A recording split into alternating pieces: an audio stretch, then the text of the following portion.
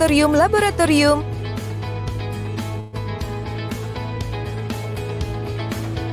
perpustakaan, dan masih banyak lagi.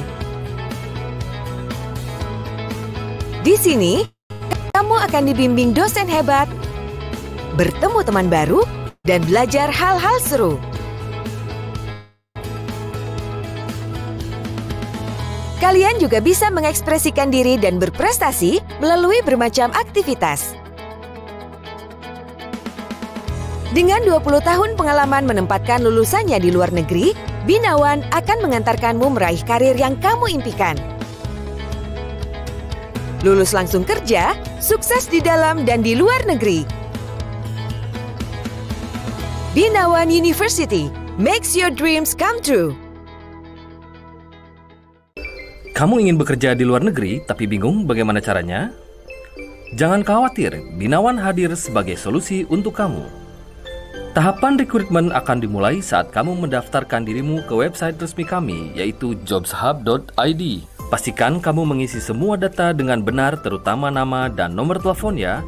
Setelah mendaftar, tim rekrutmen kami akan menghubungimu melalui telepon untuk menginfokan jadwal tes bahasa Inggris yang akan kamu jalani. Jika kamu sudah mendapatkan jadwal tes bahasa Inggris, kamu akan menjalani tes sesuai dengan jadwal yang sudah ditentukan sebelumnya via online melalui Zoom. Setelah selesai, kamu dapat melihat nilai hasil tes yang kamu jalani, dan tim rekrutmen kami akan membantu untuk mengarahkannya. Jika tes kalian baik dan memenuhi persyaratan, kalian bisa langsung ke tahap interview dengan user sesuai jadwal yang ditentukan oleh Binawan.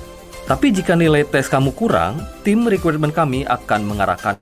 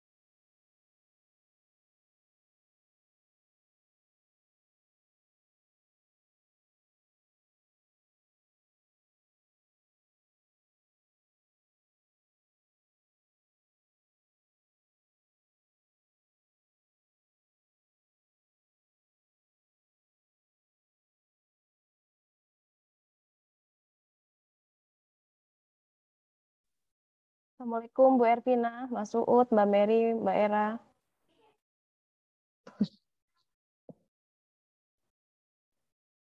Halo teman-teman panitia. Halo Bu Pu, selamat sore Bu. Selamat sore.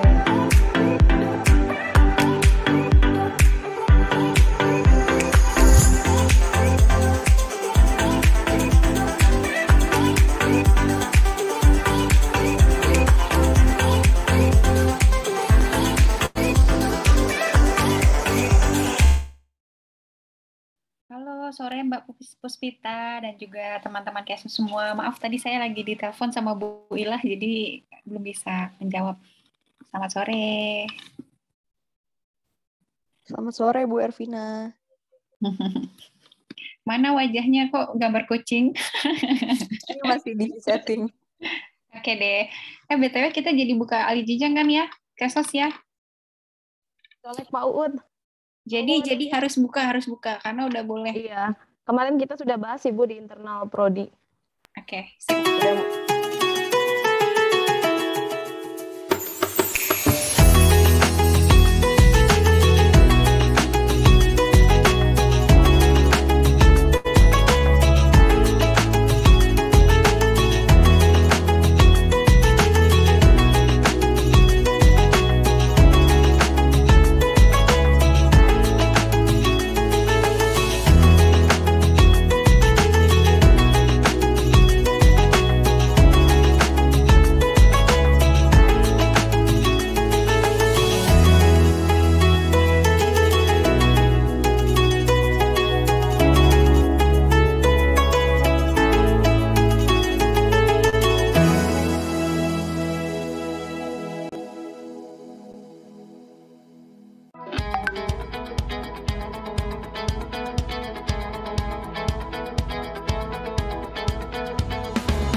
Siapapun kamu, pasti kamu punya cita-cita.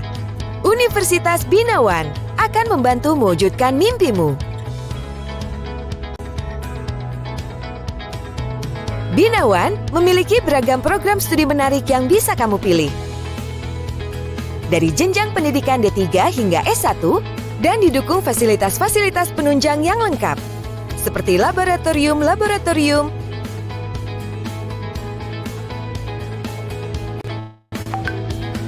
perpustakaan, dan masih banyak lagi. Di sini, kamu akan dibimbing dosen hebat, bertemu teman baru, dan belajar hal-hal seru. Kalian juga bisa mengekspresikan diri dan berprestasi melalui bermacam aktivitas. Dengan 20 tahun pengalaman menempatkan lulusannya di luar negeri, Binawan akan mengantarkanmu meraih karir yang kamu impikan. Lulus langsung kerja, sukses di dalam dan di luar negeri. Binawan University makes your dreams come true. Kamu ingin bekerja di luar negeri tapi bingung bagaimana caranya? Jangan khawatir, Binawan hadir sebagai solusi untuk kamu. Tahapan rekrutmen akan dimulai saat kamu mendaftarkan dirimu ke website resmi kami, yaitu jobshub.id. Pastikan kamu mengisi semua data dengan benar, terutama nama dan nomor telepon ya. Setelah mendaftar, tim rekrutmen kami akan menghubungimu melalui telepon untuk menginfokan jadwal tes bahasa Inggris yang akan kamu jalani. Jika kamu sudah mendapatkan jadwal tes bahasa Inggris, kamu akan menjalani tes sesuai dengan jadwal yang sudah ditentukan sebelumnya via online melalui Zoom. Setelah selesai, kamu dapat melihat nilai hasil tes yang kamu jalani, dan tim rekrutmen kami akan membantu untuk mengarahkannya. Jika tes kalian baik dan memenuhi persyaratan, kalian bisa langsung ke tahap interview dengan user sesuai jadwal yang ditentukan oleh Binawan. Tapi jika nilai tes kamu kurang, tim rekrutmen kami akan mengarahkan kamu untuk mengikuti pelatihan bahasa Inggris yang tersedia di Binawan. Kalian akan diberikan pelatihan sampai level bahasa Inggrismu mencukupi. Lamanya waktu pelatihan antara 2-3 bulan sampai kamu benar-benar siap untuk menghadapi interview dengan user. Setelah selesai interview dengan user, kalian akan dilanjutkan dengan pengurusan dan perlengkapan dokumen yang kalian perlukan untuk berangkat. Setelah semua dokumen itu selesai dan kalian dinyatakan lolos, maka kamu akan segera diberangkatkan dari Binawan ke negara tujuan. Jadi begitu teman-teman, mudah kan? Yuk segera daftarkan dirimu untuk bekerja di luar negeri bersama Binawan. Kita lihat ini aja, Bu. Apa namanya?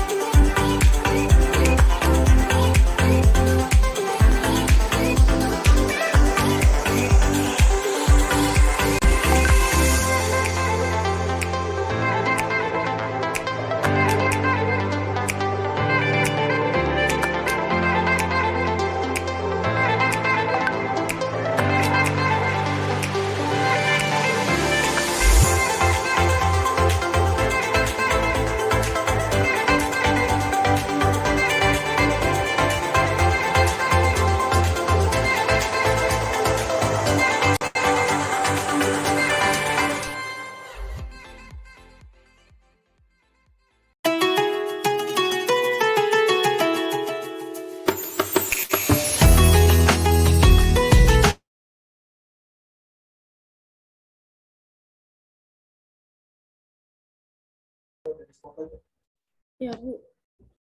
Gimana? Udah. Udah?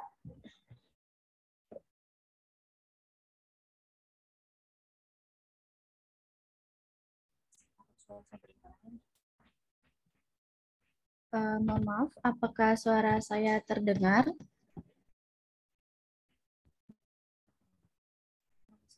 Ya, terdengar. Baik, kita mulai. Bismillahirrahmanirrahim. Assalamualaikum warahmatullahi wabarakatuh. Selamat sore, salam sejahtera bagi kita semua. Salam, Om Swastiastu, Namo Buddhaya, salam kebajikan. Pertama-tama, marilah kita panjatkan puji syukur kehadirat Tuhan Yang Maha Esa yang telah memberikan nikmat kepada kita semua sehingga kita dapat berkumpul dalam acara webinar hari ini.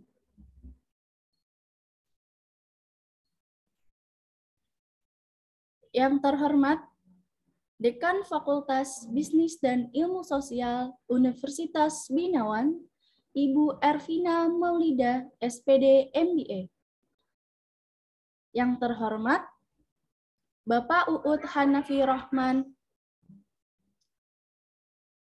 selaku Ketua Prodi Kesejahteraan Sosial. Yang kami hormati, Bapak Pandu Setio Nugroho, SST, selaku narasumber pertama, dan Ibu Hermita Andrea Asi, SST, selaku narasumber kedua. Jajaran para dosen di lingkungan Fakultas Bisnis dan Ilmu Sosial Universitas Binawan, serta seluruh peserta kegiatan webinar yang hadir dalam Zoom hari ini.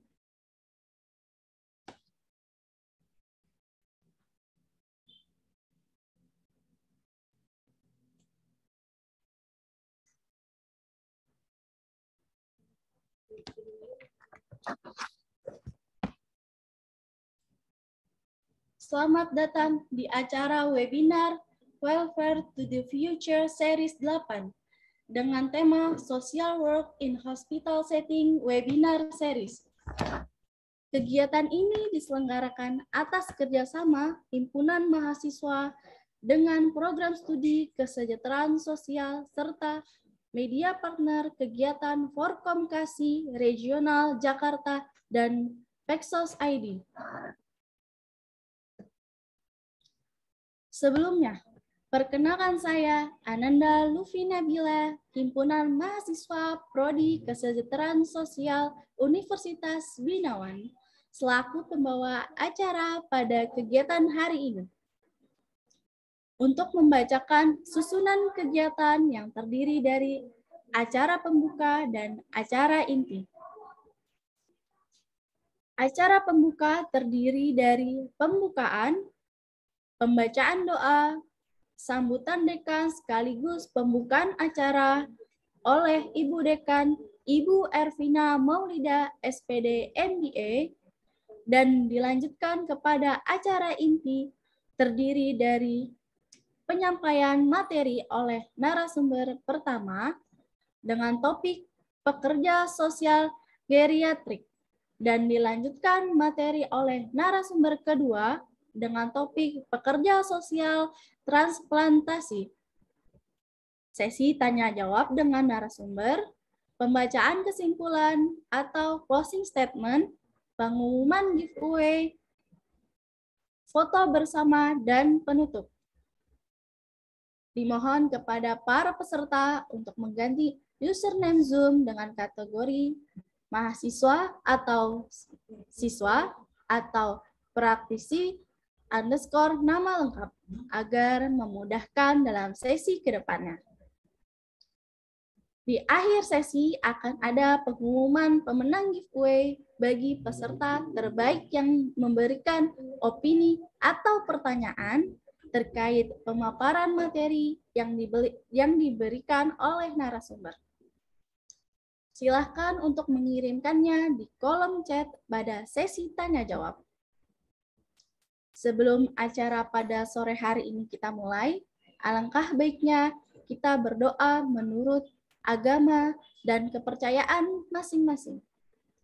Berdoa dimulai. Berdoa selesai. Sambutan dekan sekaligus pembukaan acara oleh Ibu Dekan, Ibu Ervina Maulida, SPD MBA, waktu dan tempat kami persilahkan.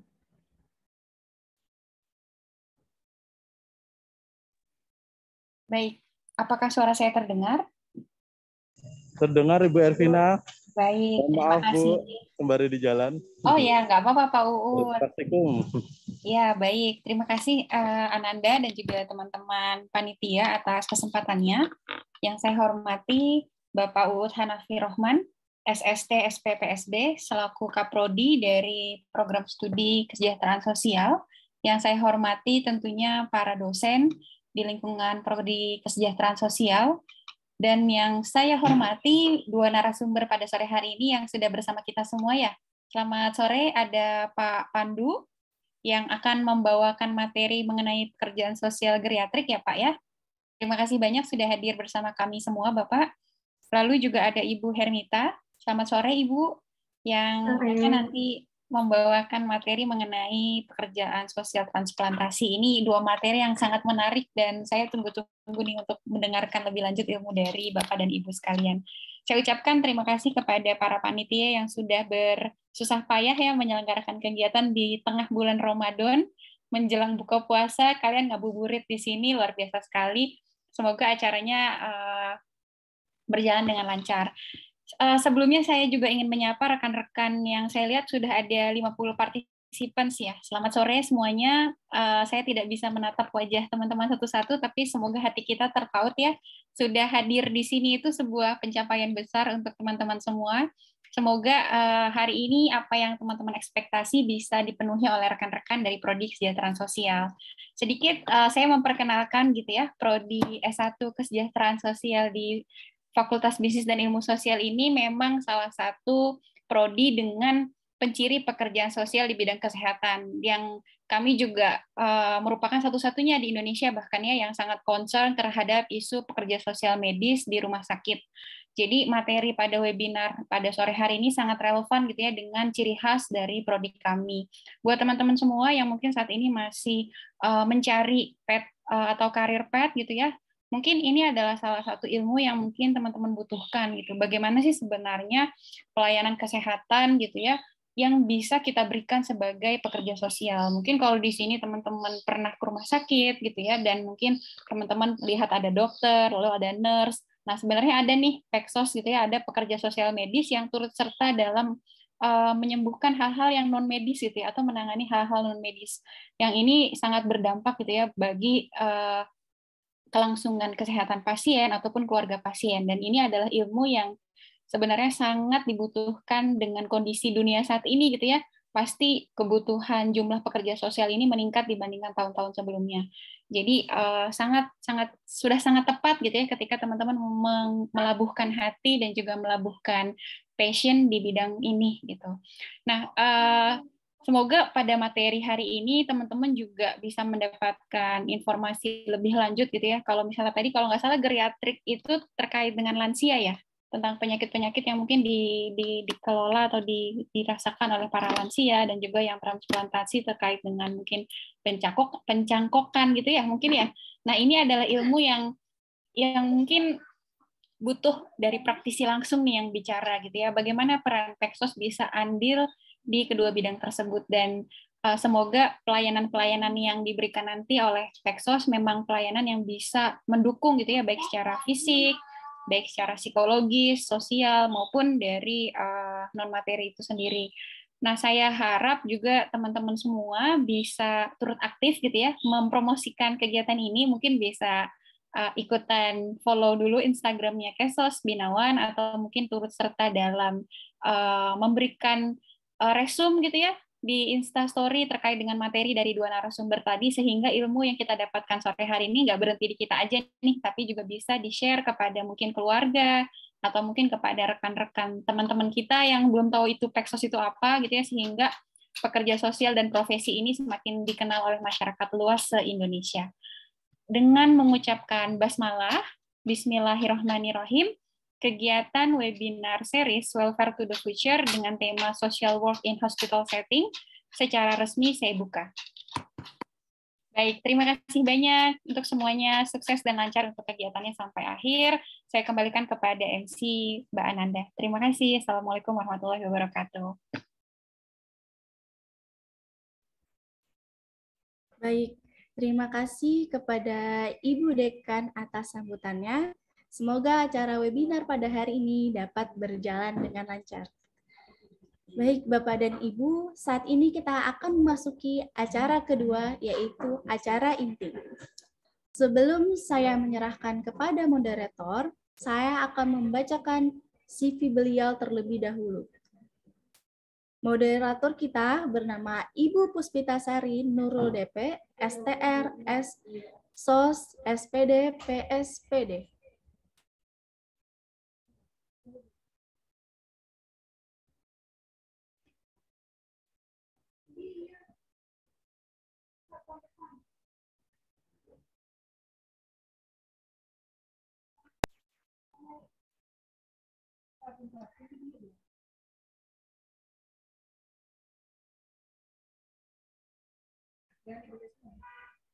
Baik, kita bisa melihat Bu Puspita ini berasal dari STKS Bandung, Sarjana Terapan Sosial, dan melanjutkan pendidikannya menjadi seorang spesialis pekerja sosial di bidang pelayanan disabilitas, dan sekarang posisinya menjadi dosen prodi Kesejahteraan Sosial dan Kabak Tata Usaha, Humas, dan PMB Fakultas Bisnis dan Ilmu Sosial.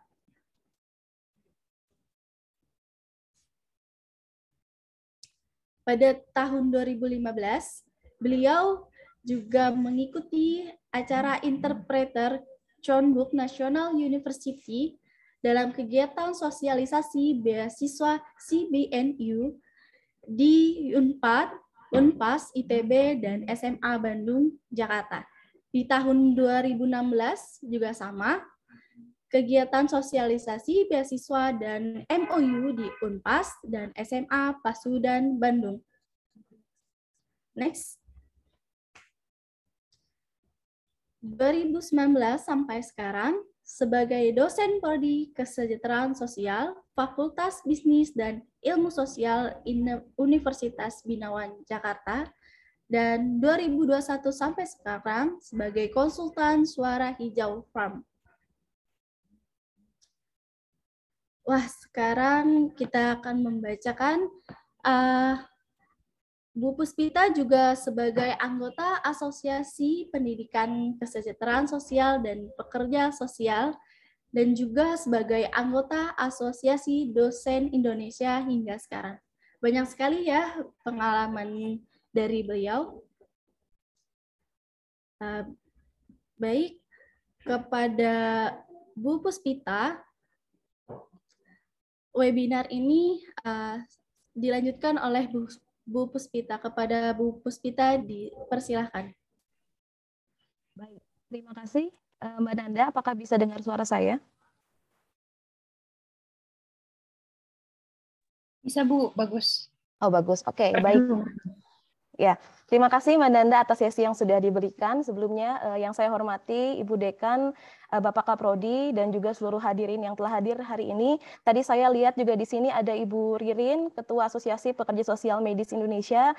Ada rekan-rekan saya juga, ada Teh Rima, ada Kang Heru, rekan-rekan Peksos Medis yang sudah hadir. Terima kasih, dan tentunya teman-teman mahasiswa yang sudah hadir, walaupun ini sudah jam-jam rawan ya, tapi kita bisa berkumpul pada jam ini di dalam Zoom.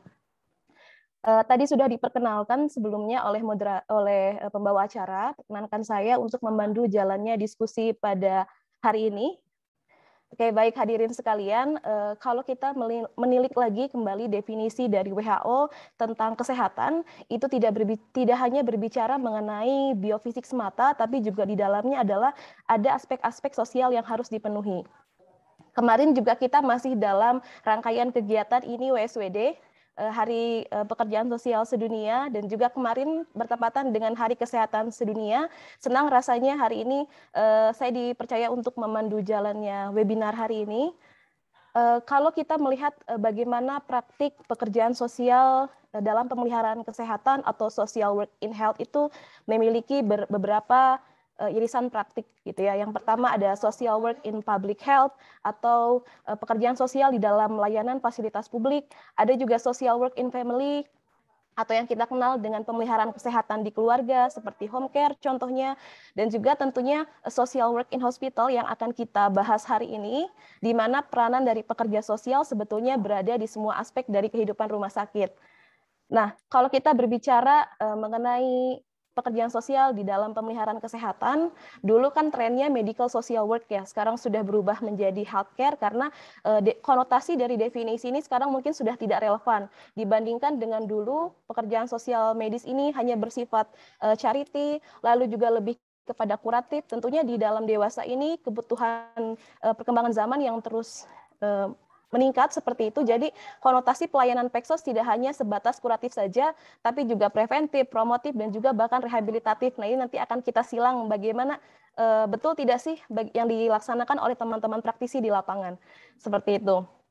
Kalau kita lihat di internasional maupun di Indonesia, praktik pekerjaan sosial di rumah sakit ini berbagai macam settingnya. Ada contohnya onkologi, ada pediatrik, ada forensik, ada di dalam trauma gitu ya, lalu di emergensi dan lain sebagainya. Dan tentunya hari ini yang akan kita ulas adalah di dalam setting geriatrik dan juga transplantasi. Nah, harapannya ke depan adalah Prodi Kesejahteraan Sosial ini dapat untuk menyelenggarakan webinar yang serupa dengan mengundang berbagai macam praktisi dari berbagai macam setting yang berbeda seperti itu. Untuk hari ini sudah hadir dua narasumber kita. Di dalam webinar ini akan mencoba mengulas bagaimana informasi terkini mengenai tren pelayanan dan keperawatan, lalu bagaimana peluangnya serta kebijakan yang berdampak pada pekerjaan sosial di setting rumah sakit di setiap settingnya. Seperti itu. Baik hadirin sekalian, marilah kita simak penyampaian materi oleh narasumber kita yang pertama. Sudah hadir Bapak Pandu Setio Nugroho SST dengan topik pekerjaan sosial geriatrik. Namun sebelum itu, perkenankan saya untuk menyampaikan CV dari beliau. Boleh dibantu operator untuk menayangkan CV dari narasumber kita yang pertama. Oke, baik. Bapak Pandu Nugroho ini adalah pekerja sosial Rumah Sakit Umum Pusat Karya di Semarang. Sambil kita menunggu ya. Beliau berdomisili di Kumpul Rejo, Argomulyo Salatiga, dan merupakan lulusan Sekolah Tinggi Kesejahteraan Sosial Bandung. Ini senior saya. Pak Pandu, sudah hadir? Hadir, Ibu. Oke, baik. Kalau begitu, tanpa menunggu lebih lama lagi, kepada Bapak Pandu Setio Nugroho SST, kami persilakan.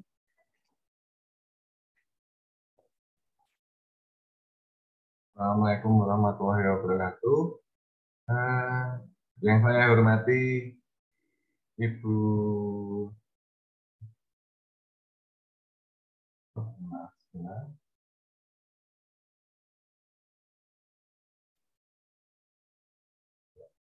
Yang saya hormati Ibu Dekan, Bapak Kaprodi dan rekan-rekan dosen dan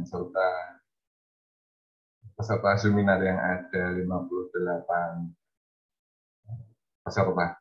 Mohon maaf, apakah suara saya terdengar jelas, Ibu Nurul? Bagus, Bapak. Ya, saya share screen dulu ya sebentar.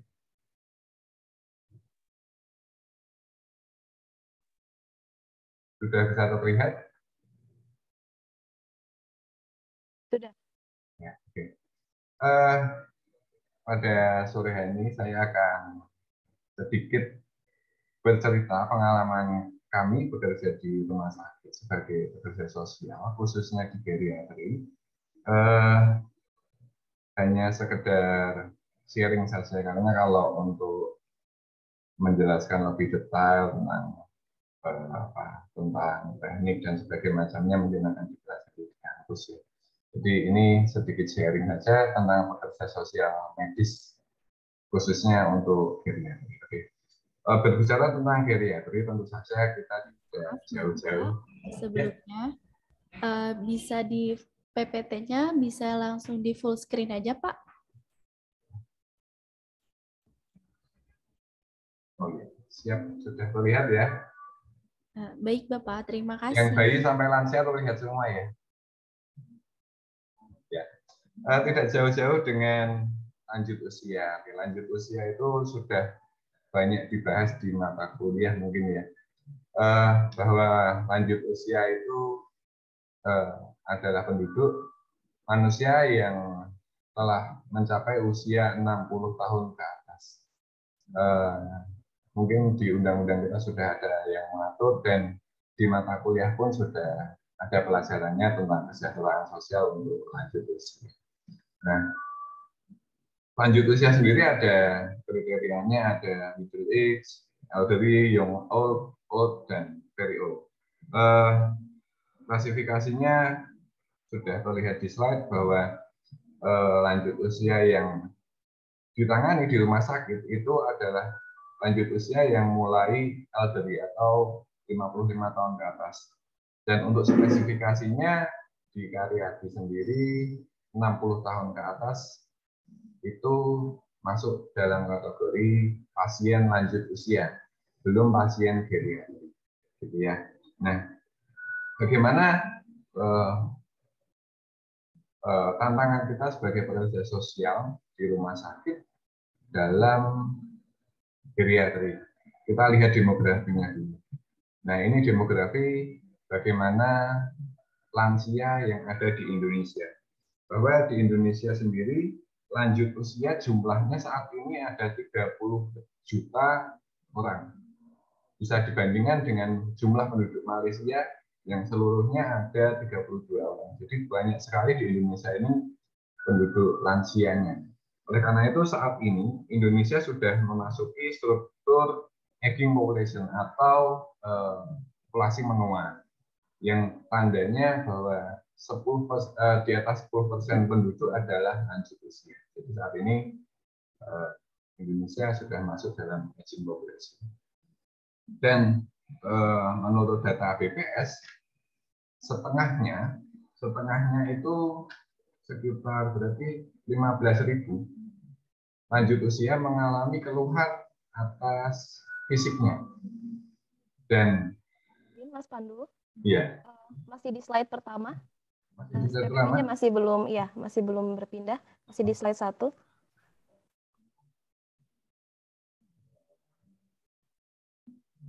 Mungkin begini saja, sudah terlihat belum ya? Iya, sudah. Selesai ya.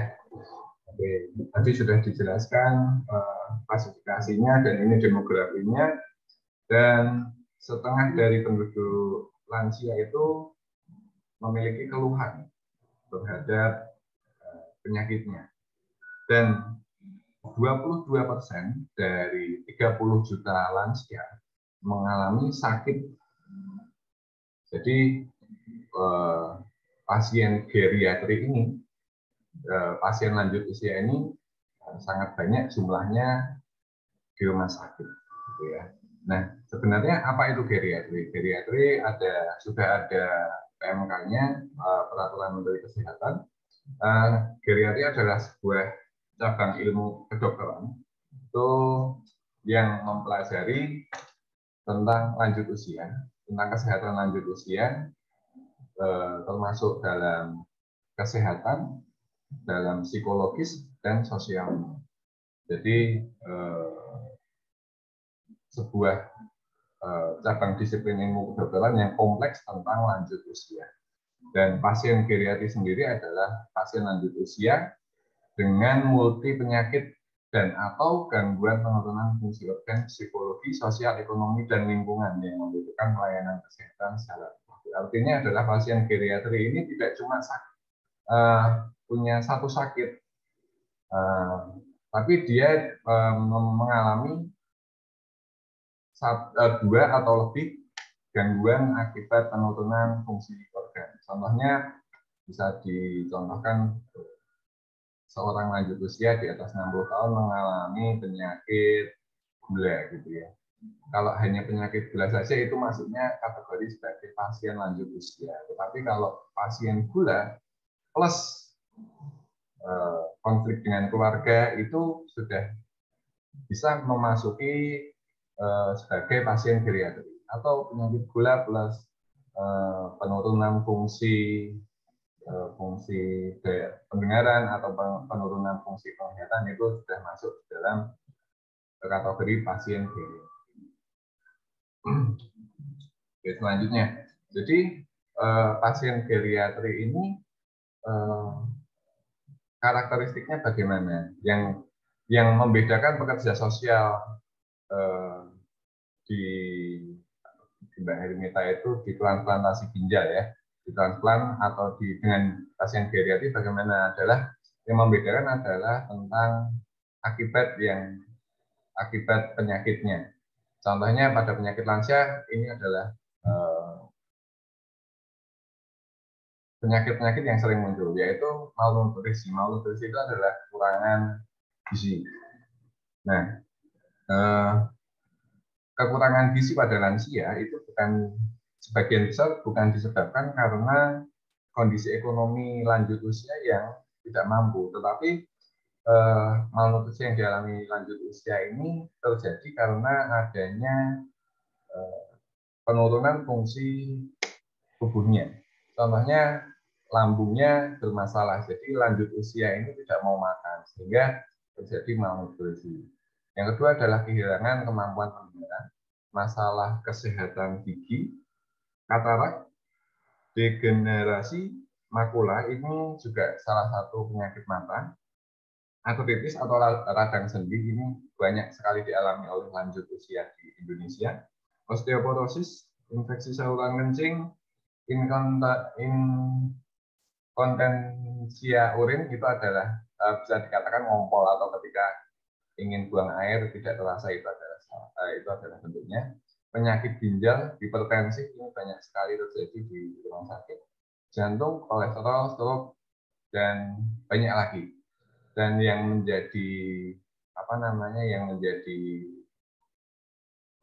yang paling banyak dialami adalah Alzheimer dan demensia. Ini banyak sekali dialami oleh pasien PPD. Jadi apa itu Alzheimer dan demensia? Ini merupakan suatu proses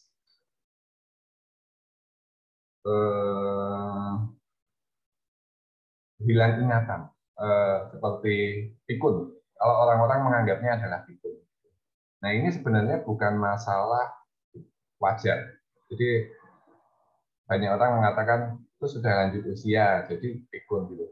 Jadi itu bukan wajar, itu bukanlah suatu wajaran, namun itu adalah sebuah masalah kesehatan yang seharusnya bisa ditangani sejak dini. Itu adalah penyakit yang banyak dialami oleh lanjut usia. Jadi bagaimana peran pekerja sosial dalam menghadapi masalah-masalah sosial yang terjadi akibat penyakit-penyakit yang dialami oleh lanjut usia. Nah, ini adalah permasalahan sosial yang muncul karena penyakit-penyakit di atas. Permasalahan sosial yang pertama adalah keterasingan atau kesepian. Ini banyak sekali dialami karena biasanya orang-orang dengan lanjut usia dan mengalami penyakit ini akan banyak mengalami degenerasi sosial atau peranan sosialnya berubah. Nah, masalah keterasingan sosial atau kesepian ini banyak diakibatkan karena keterlibatan sosial lanjut usia itu berbeda dengan keterlibatan sosial pada usia muda. Mereka akan merasa kesepian ketika anak-anak mereka pindah ke tempat lain, itu jelas. Dan teman-teman atau pasangan mereka sudah mulai meninggal, itu akan mengakibatkan kesepian. Perubahan peran sosial ini juga banyak menjadi permasalahan. Kehilangan pekerjaan yang mengakibatkan kerawanan finansial ini juga permasalahan. Merasa terabaikan, power syndrome ini banyak terjadi juga, yang dulunya memiliki jabatan tinggi setelah pensiun dan menjadi lanjut usia mengalami sakit hingga dia merasa masih memiliki power, itu adalah suatu permasalahan juga. Dan yang terakhir adalah keterlantaran. Ini terjadi juga tapi tidak banyak. Oke. Nah, bagaimana peran kedudukan pekerja sosial di dalam menangani pasien-pasien geriatrik ini? Jadi di sini pekerja sosial bekerja sebagai tim, dan kebetulan saya dimandatkan juga sebagai salah satu tim geriatri terpadu di rumah sakit, yang dimana perbedaan pekerja sosial rumah sakit dan pekerja sosial di panti adalah ketika di rumah sakit pekerja sosial itu bekerja sebagai anggota tim. Namun ketika Bapak Ibu bekerja di panti gitu ya, kan di Jumbo, itu pekerja sosial bekerja sebagai case manager.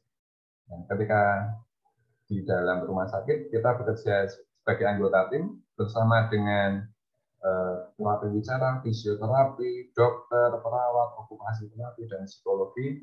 Nah, ini perlu penyesuaian yang berbeda dibandingkan kita menjadi case manager gitu ya.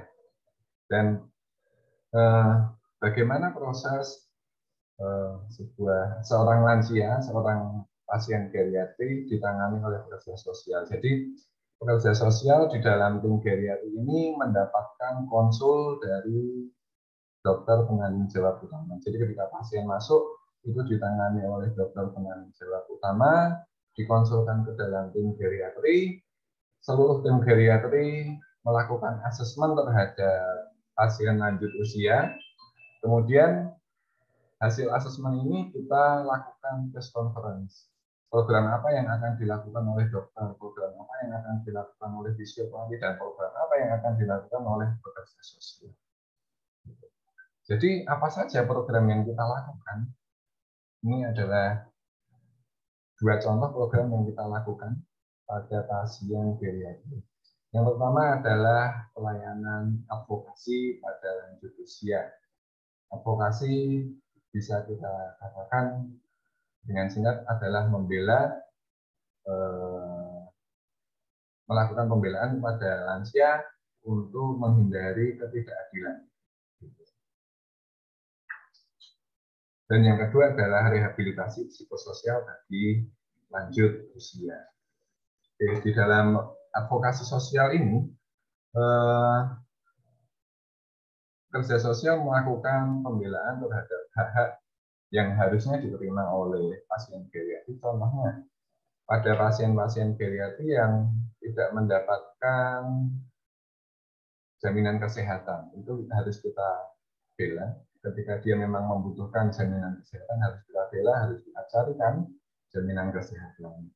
Atau yang contoh selain di rumah sakit pada pasien geriatri adalah salah satu kebijakan, yaitu program analog switch off.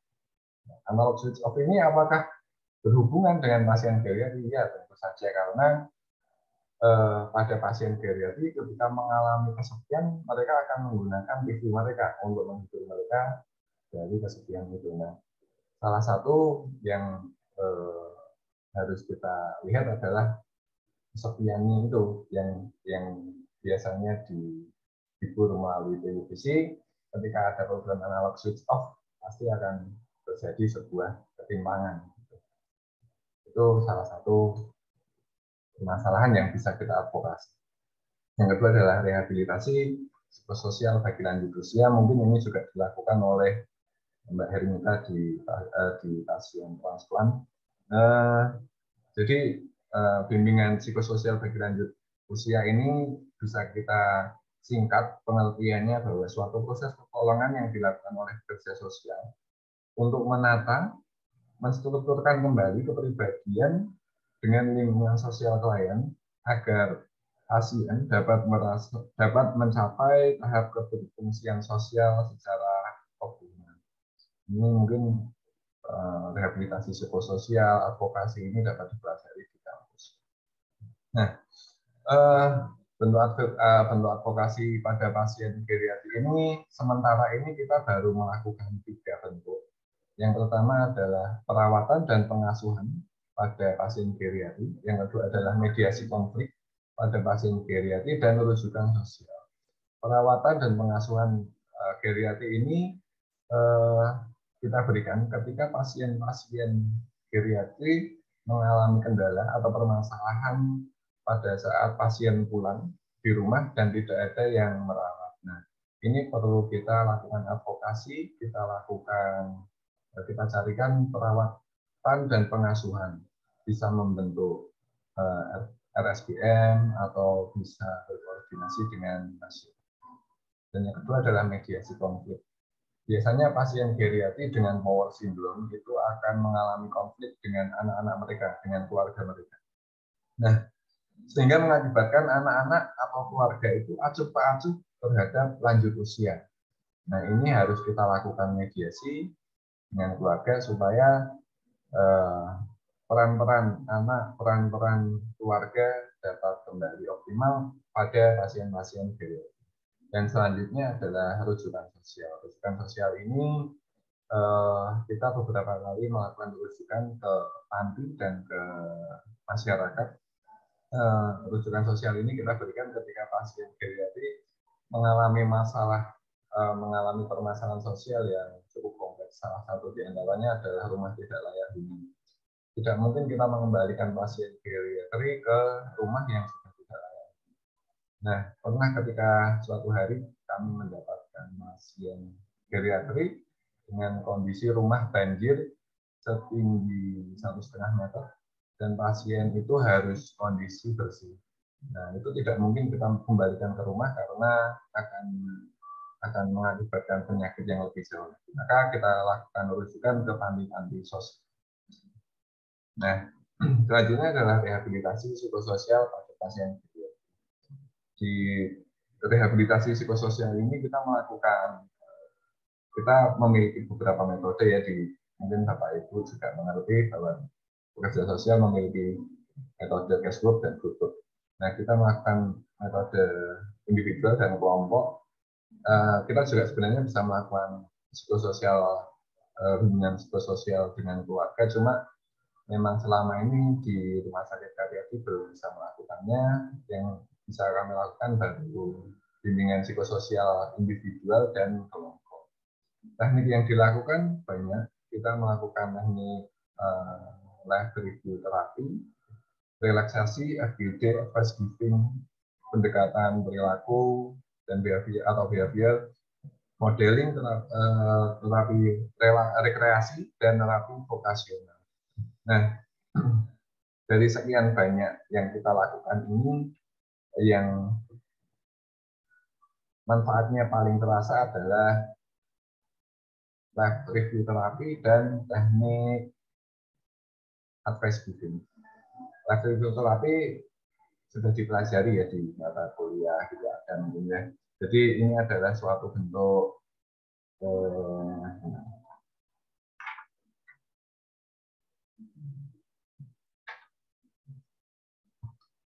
life review terapi ini adalah merupakan teknik bimbingan psikososial dengan cara merefleksikan kembali kehidupan yang telah dijalani lanjut usia dan kemudian memecahkan masalah yang ada pada kehidupannya.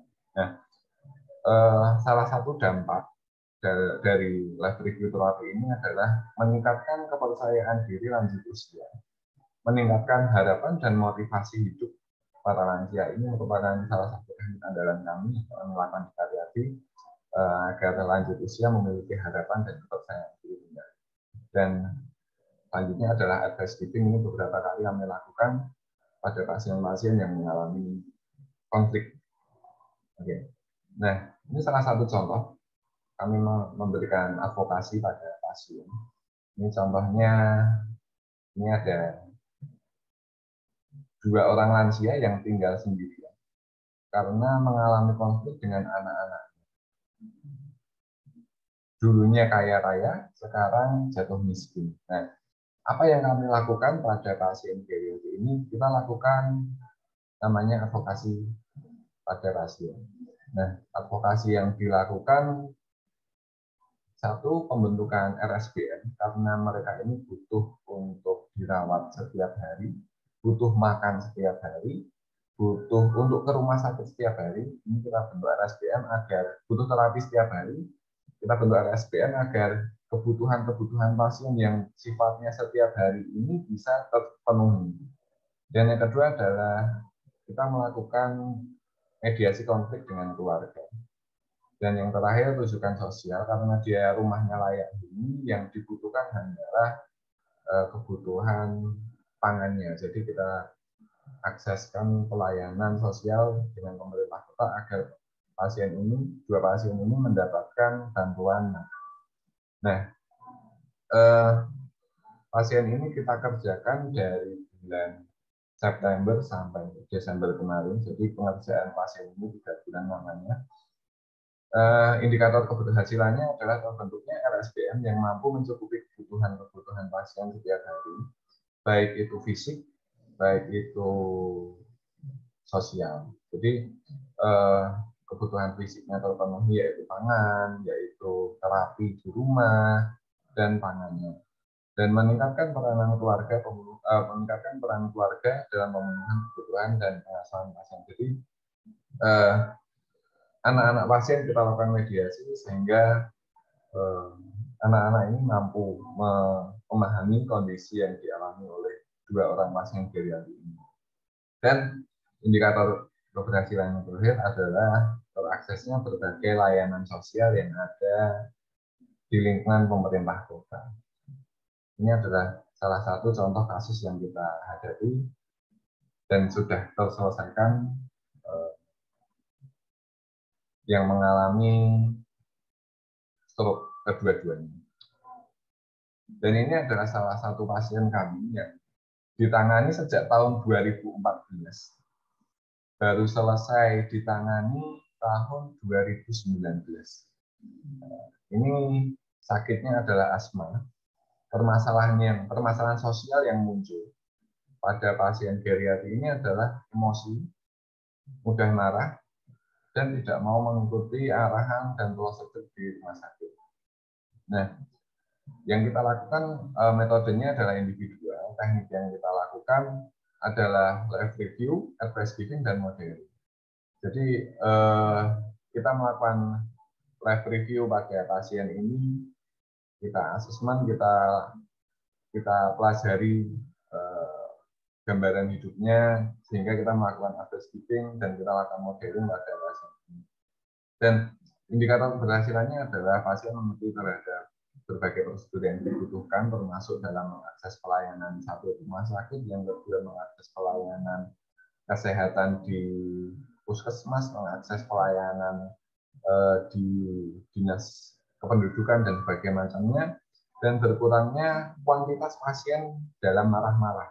Karena dia setiap ketemu orang pasti marah, dan itu kita kurangi melalui live review dan modeling. Nah, jadi dari sekian banyak, sebenarnya banyak sekali peranan yang bisa kita lakukan pada pasien-pasien geriatri. Tapi banyak sekali tantangan yang kita hadapi juga. Tantangan yang pertama adalah eksistensi pekerja sosial di kalangan profesional lain. Jadi kita bisa bandingkan antara dokter dengan pekerja sosial atau perawat dengan pekerja sosial. Pasti kita melihat dokter lebih wow gitu ya, perawat lebih wow. Nah, itulah yang menjadi tantangan kita ke depan di profesional lain. Kita harus meningkatkan ideologis kita sebagai pekerja sosial profesional. Kita harus meningkatkan skill kita, karena salah satu tantangan kita adalah skill di dalam penanganan pasien. Skillnya harus kita tingkatkan di dalam menangani pasien-pasien di geriatri dan di rumah sakit pada umumnya. Itu mungkin sekilas tentang pekerja sosial geriatri. Pada intinya pekerja sosial geriatri dan pekerja sosial rumah sakit pada umumnya adalah sama yang dilakukan. Perannya adalah sama, cuma yang membedakan adalah masalah yang muncul akibat penyakit yang dihadapi pada pasien-pasien geriatri.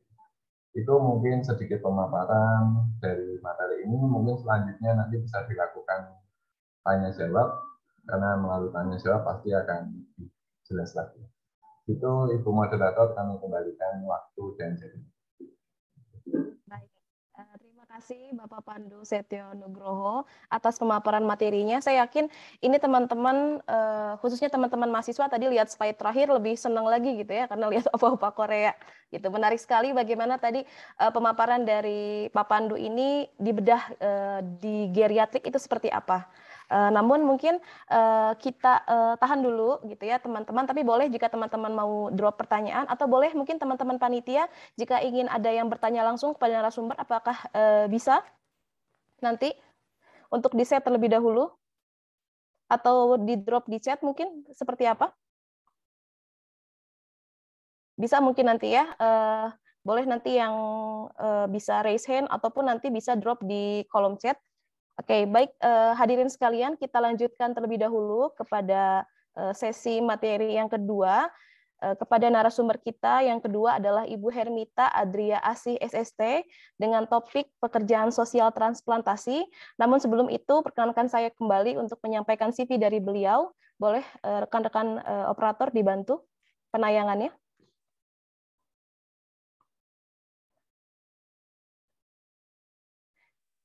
Baik, Ibu Hermita merupakan pengurus Asosiasi Pekerja Sosial Medis Indonesia.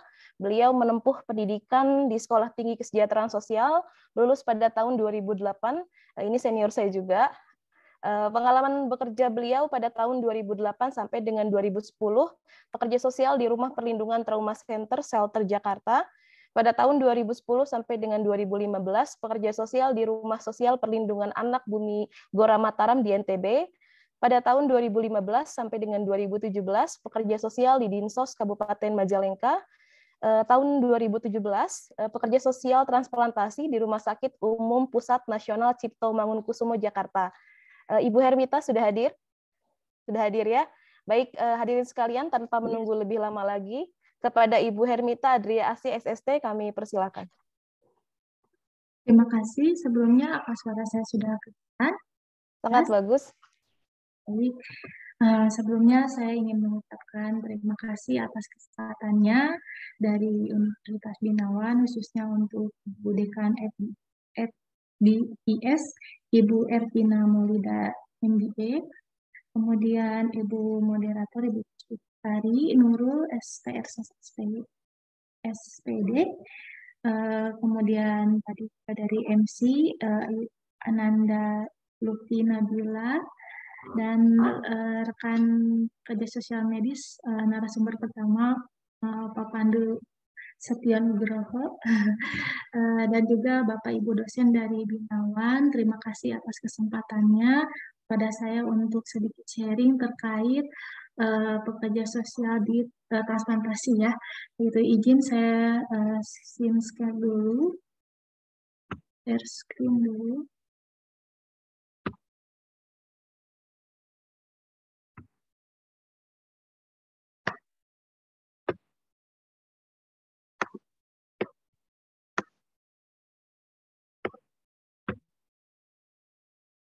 Sudah terlihat? Ya. Baik. Jelas ya? Ini saya akan sedikit sharing tentang pekerja sosial transplantasi organ dan jaringan, khususnya di RSCM ya, karena transplantasi di RSCM merupakan layanan unggulan dan juga merupakan layanan transplant yang memang paling lama di Indonesia. Mungkin teman-teman masih asing atau rekan-rekan di sini masih asing terkait apa itu transplantasi. Jadi sebelumnya saya ingin jelaskan bahwa semakin ke sini perkembangan terkait kesehatan itu semakin maju ya, sesuai dengan Undang-Undang Nomor 36 Tahun 2009 tentang kesehatan, penyembuhan penyakit, dan pemulihan kesehatan. Salah satunya dapat dilakukan dengan transplantasi. Istilah transplantasi banyak dikenal oleh masyarakat awam, yaitu sebutannya dengan cangkok ya. Tapi untuk di istilah medis atau yang sekarang di daerah maju udah disebut dengan transplantasi. Nah, transplantasi di sini ada organ dan jaringan. Pengertiannya adalah pemindahan organ dari satu tubuh ke tubuh lainnya atau pemindahan organ atau jaringan dari donor ke resipien yang organ atau jaringannya mengalami kerusakan. Jadi yang sakit atau yang membutuhkan organ yaitu disebutnya resipien, sedangkan yang memberikan donor adalah pendonor ya. Nah, jenis transplantasi di Indonesia, salah satunya di RSCM, baru 3 yang sudah beroperasional ya. Salah satunya adalah transplantasi ginjal. Transplantasi ginjal di RSCM sudah ada sejak tahun 1977 ya. Namun aktif segala macamnya di tahun ya sampai sekarang sih masih berlanjut. Kemudian yang keduanya transplantasi kornea, yaitu mulai di RSCM sejak tahun 2007, dan yang terakhir transplantasi hati sejak tahun 2010.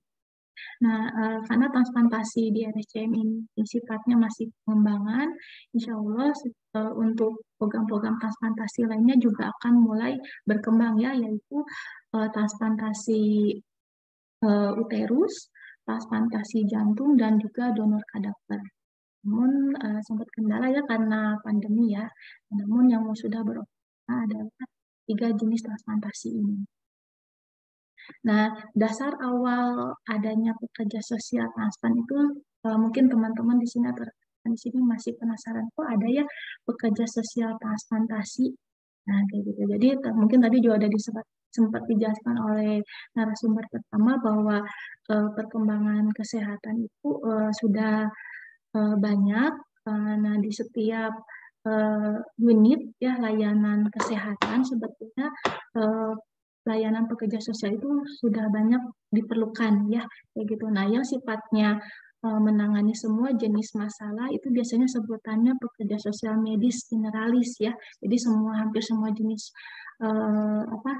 penyakit ditangani oleh pekerja sosial. Namun untuk pekerja sosial transplantasi ini khusus untuk menangani pasien transplant saja.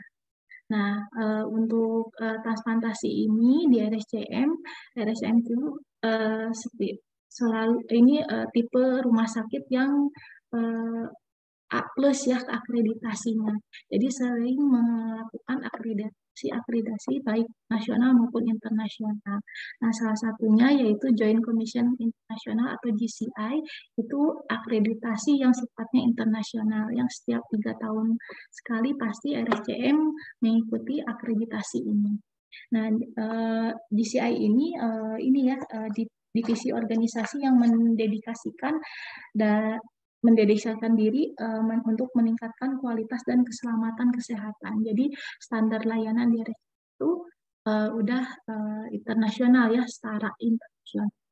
Nah, di dalam JCI edisi ke-6 di sini disebutkan bahwa pekerja sosial memiliki peranan dalam memberikan asesmen psikososial bersama dengan profesi lainnya yaitu psikiatri dan psikolog. Nah, di sini DCI ini menyebutkan bahwa ada peran pekerja sosial. Dasar dari sini makanya RSCM merekrut pekerja sosial khusus transplantasi.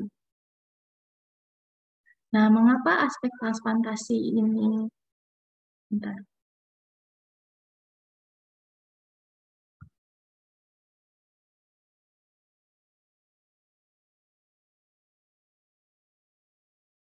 Mengapa aspek psikososial ini perlu dikaji oleh pekerja sosial berdasarkan hasil survei bahwa 86,3% di Amerika anggota tim setuju bahwa pasien dengan dukungan sosial yang kurang tidak menguntungkan akan berpengaruh pada perawatan setelah transplantasinya, terutama dalam kedisiplinan pengobatan dan juga akan mempengaruhi harapan hidup pasien. Namun, jika dukungan sosial dipenuhi, maka 71,4%-nya dapat mencegah terjadinya kegagalan transplantasi.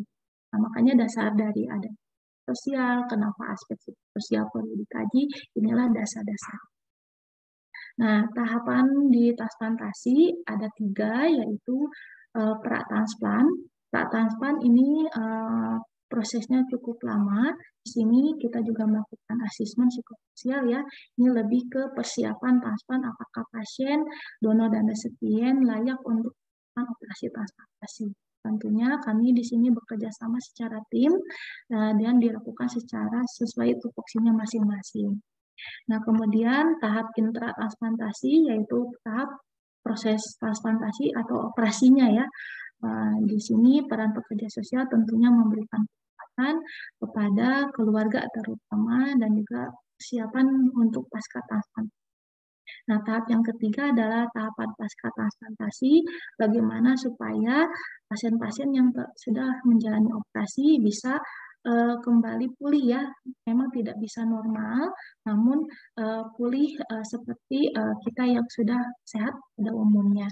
Nah, di sini karena pasien transplantasi, khususnya resipien, masih harus membuat seumur hidup ya, kayak gitu, dan juga melakukan kontinuitin, jadi sehingga perlu monitoring berkelanjutan. Nah, mengapa pekerja sosial perlu di sini? Tujuannya mencegah terjadinya resiko psikososial transplantasi. Apa saja sih resiko psikososial transplantasi menurut ahli? Di sini disebutkan yang pertama adalah munculnya kecemasan dan gangguan kejiwaan. Nah, ini sesuai dengan reaksi kesedihan ya terkait penyakit menurut Elizabeth Kubler-Ross. Ada 5, mulai dari denial, anger, bargaining, depresi, serta acceptance. Nah, itu tidak mudah pasien-pasien kami sebelum mengalami banyak depresi dan jangan sampai mengalami gangguan kejiwaan. Nah, kemudian risiko berikutnya adalah rendahnya kualitas komunikasi dan interaksi sosial. Nah, ini biasanya pasien itu sehat, pada saat didiagnosa harus mengalami gagal hati atau gagal ginjal, tentunya aktivitas juga berkurang ya, begitu komunikasi terbatas, interaksi sama keluarga juga terbatas, karena banyak juga pasien-pasien kami ini datangnya dari luar daerah Jakarta. Nah, sehingga komunikasi sama interaksinya terbatas ya, lagi dengan harus sering kontrol atau screening pemeriksaan ke rumah sakit. Risiko berikutnya adalah adanya perubahan pelan dalam keluarga. Di sini banyak sekali, terutama pasien-pasien hati, misalkan yang menjadi resipiennya adalah anak, dan yang menjadi calon donor misalkan ayahnya ya, karena sama golongan darahnya dan juga cocok ya untuk jadi calon donor. Nah, seorang ayah ini peranannya kan biasanya sebagai kepala keluarga ya, tapi karena proses harus screening, kemudian harus banyak pemeriksaan secara medis, ini banyak terkendala dari pekerjaannya ya, sehingga peran sebagai kepala keluarga harus bergeser, diambil alih oleh ibunya atau pasangannya. Jadi ibunya malah yang jadi kepala keluarga karena ayahnya harus menjadi calon donor. Nah, ini tidak mudah perubahan peranan ini yang dialami oleh keluarga transplantasi ya. Karena biasanya orang yang sakit atau yang mengalami masalah sangat sensitif perasaannya ya, sehingga mudah terjadi konflik karena tidak adanya komunikasi yang baik ya. Nah, bila ada terjadi konflik bisa menjadi perpisahan keluarga. Nah, resiko psikososial berikutnya adalah hilangnya pekerjaan atau sumber penghasilan. Tadi sudah dijelaskan, banyak pasien kami atau para orang tua karena harus datang ke Jakarta, seringnya cuti, seringnya izin, kemudian dari pihak perusahaan tidak ada kompensasi ataupun tidak ada kompensasi yang baik, maka banyak yang kehilangan pekerjaan harus di-PHK. Resiko berikutnya adalah ketidakpatuhan dalam pengobatan yang menyebabkan kegagalan transplant. Nah, tadi ini menjadi tantangan bagi resipien ya, karena seorang resipien itu harus patuh di sini. Patuh dan disiplin terkait yang pertama adalah kontrol rutin seumur hidup, serta minum obat seumur hidup. Nah, obat ini tentunya akan bertahap dari dosis besar sampai dosis paling terkecil, namun menjadi tantangan sendiri karena biasanya pasien udah transplant itu udah mulai nyaman, udah mulai enak, udah mulai pulih. Nah, ini tantangan ini buat keluarga tersebut. Nah, kapan sih pendampingan pekerja sosial pada pasien transplant? Pendampingan ini dilakukan pada saat mulai proses rujukan awal. Ya, pada saat pasien dinyatakan transplant itu sudah didampingi oleh pekerja sosial sampai seumur hidup pasien ini karena harus kontrol di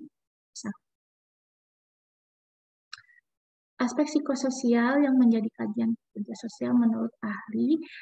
Dalam asesmen kami akan mengkaji beberapa aspek psikososial. Yang pertama tadi terkait penerimaan pasien akan penyakit ya. Bagaimana apakah pasien ini masih dalam proses denial atau sudah dalam proses penerimaan atau proses depresi. Ini nggak mudah. Nah, ini nanti kami akan kaji terkait bagaimana penerimaan pasien ini terhadap penyakit dan juga pemahaman terhadap proses transplant. Tujuan-tujuan, motivasi, harapan-harapan terkait transplant itu akan kami kaji. Apalagi calon donor itu tidak mudah kalau motivasinya maaf nih untuk mencari keuntungan, untuk jual, nah itu tentu tidak bisa menjadi calon donor ya, karena nanti akan dilakukan proses screening oleh tim advokasi. Nah, motivasi dan ekspektasi pasien dan keluarga dalam melakukan stabilitas emosi dan gangguan dan riwayat gangguan kejiwaan, tentunya ini tidak boleh ya, baik donor maupun resipien ada gangguan kejiwaan ya, kayak gitu, karena ini beresiko nanti pada pasca transplantasinya. Kemudian aspek psikososial lainnya adalah interaksi dan dukungan keluarga atau dukungan sosial, apakah pasien ini mendapatkan dukungan enggak untuk proses transplantasi. Kemudian stabilitas ekonomi dan jaminan kesehatan. Transplantasi tentunya biayanya sangat besar dan ini seumur hidup ya, jadi kita butuh keluarga yang stabil ekonominya ya, harapan seperti itu. Dan kami akan dari awal akan menyampaikan edukasi bahwa transplant biayanya nggak murah ya. Nah, itu harus tetap pasien siap dalam stabilitas ekonomi. Kemudian kepatuhan pengobatan, riwayat penggunaan rokok, alkohol, dan obat terlarang. Kemudian coping strategi atau keterampilan menyelesaikan masalah. Inilah aspek-aspek psikososial yang menjadi kajian khusus Plexus transplantasi. Layanan apa saja ya sih yang diberikan oleh pekerja sosial dalam penanganan? Yang pertama, kami akan melakukan penggalian masalah psikososial ini dari semua fase ya, baik pra sampai pasca transplantasi. Kami akan lakukan asesmen yang berkelanjutan ya. Kami memiliki form yang sudah didesain supaya masalah-masalah ini bisa teratasi dan dapat dicegah di kemudian hari. Kemudian konseling individu dan keluarga untuk menangani permasalahan waktu tunggu transplant pada saat terjadinya proses penurunan kondisi kesehatan, kematian, kemudian panjangnya lama perawatan, dan komitmen pengobatan. Ini kami akan melakukan konseling secara penuh, kemudian juga pendampingan sosial. Pendampingan sosial ini lebih ke pasca transplant ya. Nah, ini untuk mengevaluasi perkembangan psikososial, meliputi kondisi kejiwaannya, permasalahan keluarga, kerjaan, risiko psikososial yang lainnya. Kemudian pendampingan pada saat menghubungkan dengan sistem sumber. Nah, terkait masalah keuangan, perumahan, transport, jaminan kesehatan, maupun penggalangan dana serta perpindahan tempat tinggal. Ini akan terus kita continue untuk dilakukan pendampingan sosial. Layanan berikutnya adalah kami pekerja sosial akan melakukan edukasi pasien terkait proses transplant dan kebutuhan ketika pulang atau discharge planning. Kemudian membantu komunikasi antara pasien dan tim transpan ini sering sekali ya pasien mengalami kesulitan untuk berkomunikasi karena keterbatasan layanan ataupun pemahaman pasien tadi ya terkait apa edukasi yang disampaikan oleh tim. Nah, biasanya kami menjembatani membantu untuk komunikasi berkoordinasi agar semua yang dialami pasien ataupun yang menjadi tujuan tim transpan bisa tercapai. Kemudian layanan berikutnya adalah kunjungan rumah, visit, melakukan advokasi sosial bila terjadi konflik, kemudian penyiapan dan pengembalian keluarga atau resosialisasi bagi pasien-pasien yang mengalami keterpisahan, salah satunya keterpisahan terbuka untuk pisah. Nah, inilah beberapa dokumen ya atau kasih pendampingan pekerja sosial. Ini mulai dilakukan di tahap awal sampai pasca transpan.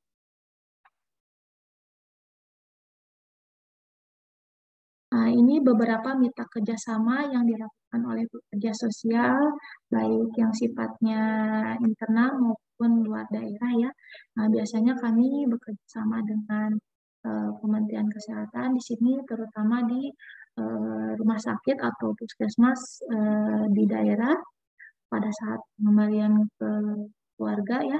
Kemudian juga dengan Kementerian Sosial, biasanya dengan di daerah untuk resosialisasi. Kemudian ada ini juga Yayasan Kata Hati untuk komunitas keluarga transplantasi hati yang sudah ditranspan. Kemudian untuk Yayasan Keluarga Cangkok Indonesia ini untuk yayasan yang sudah ditransplantasi ginjal ya. Nah, untuk penggalangan dana biasanya kami sama dengan WICAT atau kita bisa bila pasien membutuhkan shelter khususnya untuk pasien transplantasi, biasanya kami bekerja sama dengan Yayasan Rumah Satu Hati, dulu disebutnya Pejuang Hati ya, atau dengan Yayasan Ronald McDonald. Nah, tentunya perjalanan sosial transpan nggak mudah ya di RSDM.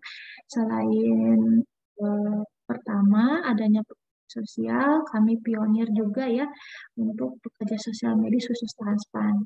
Nah, tentunya perjalanan kami banyak sekali dukungan ya, baik dari dalam sakit maupun dari rumah sakit, serta pengembangan yang kami lakukan untuk mengasah supaya layanan yang diberikan kepada pasien selalu terbaik ya. Nah, diantaranya adalah kami di sini pekerja sosial transpan sudah terdaftar menjadi anggota STSW. STSW itu yaitu Sosial Transpan STSW itu Society for Transplant Social Worker. Jadi ini suatu komunitas pekerja sosial transpan yang sifatnya internasional ya. Kami di bulan Mei 2020 kami sudah bergabung sehingga layanan kami dan juga update keilmuan kami mengikuti dengan layanan standar sosial di luar negeri ya. Kemudian kami juga mendapatkan scholarship dari STSW pada bulan Oktober 2021. Kami di sini mengikuti conference yang sifatnya internasional bergabung dengan sosial medis khususnya transpan ya dari berbagai negara ya.